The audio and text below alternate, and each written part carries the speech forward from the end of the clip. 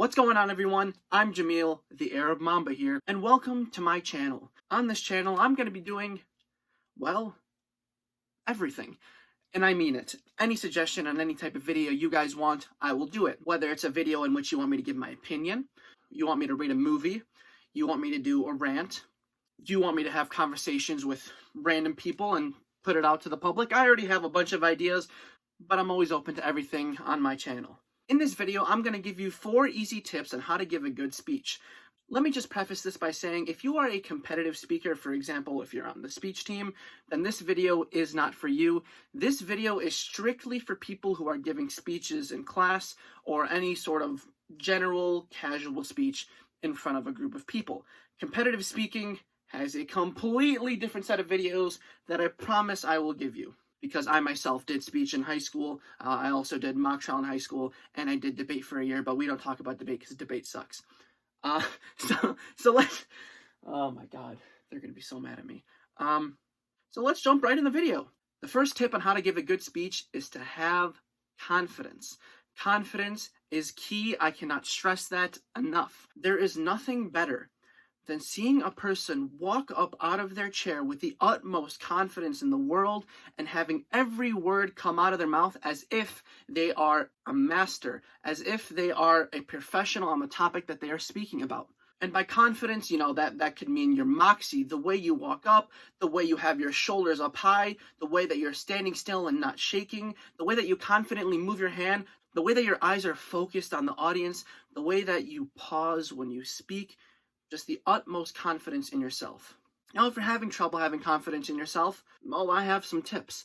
The way you can easily get confidence in yourself when you're speaking is to just think about this one thing. And this one thing is to make sure that you know that you control the room. The room is literally at your mercy. No matter what happens, you are in control of it.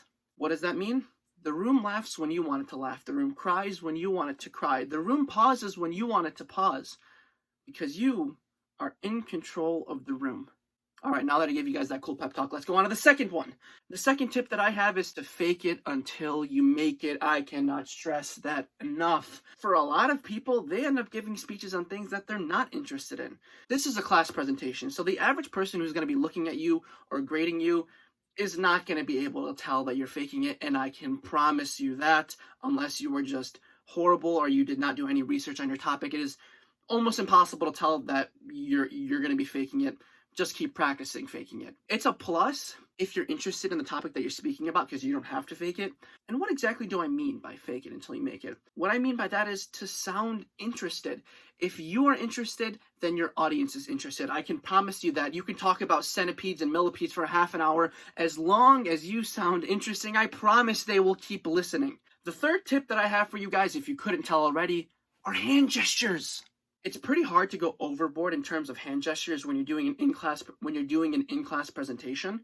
So I have some tips on what not to do when you're up there. Number 1, do not keep your hands together.